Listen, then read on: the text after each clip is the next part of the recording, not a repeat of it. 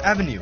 It's one of Chennai's older shopping malls and probably the only one to get almost all its stores up and running the day it reopened after 6 months of lockdown.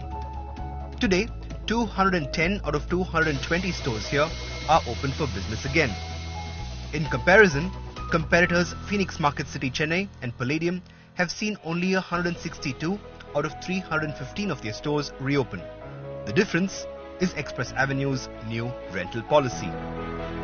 Malls like Express Avenue have been benevolent when it comes to collecting rent. The mall management here has allowed tenants to pay rents in line with what each store makes every month when compared to last year. What this essentially means is that if this H&M store behind me makes just 50% this month when compared to revenues last year, its rent is also half of what it would otherwise pay the mall. All our stores have integrated their sales data with us.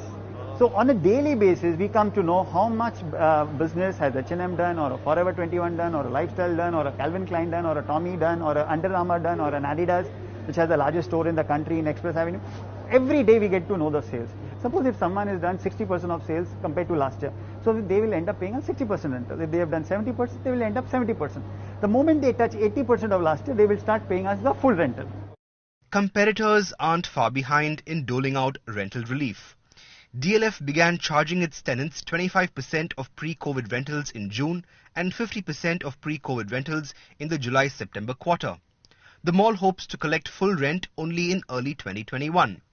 Phoenix Mills, which runs Phoenix Market City and Palladium, has agreed to a 30% rental waiver.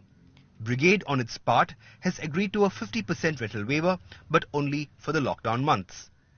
But analysts say short-term waivers and discounts may not be as sustainable as a revenue-sharing model where retailers part with anywhere between 5 and 20% of their monthly revenues to the mall developer by way of rent. For the next 1 year, I would say the industry will survive only on pure revenue share. There is no other way I can see either of them sustaining. Okay, so retailers and mall developers will have to accept this and keep this in mind and work forward. After 1 year, and if things go right from every aspect, I see the rentals coming back to what was as per the agreements with the retailers and the developers. I don't see a splurge happening on rentals at least for the next 3 years. Most malls are optimistic that the season of rental waivers and discounts won't last long. That's mainly because they hope mall retail will bounce back in the festive season and stay positive in the medium term. Now, should that occur and these stores go back to making 80% of last year's revenues, their rents could go back to being exactly what they were a year ago. For now though, footfalls ranging between 20 and 30% of pre-COVID levels, dulling demand, empty multiplexes and hardly any discretionary spending have cast a shadow on just how long mall retail can sustain even with discounted rent. In Chennai, Jude Sanath.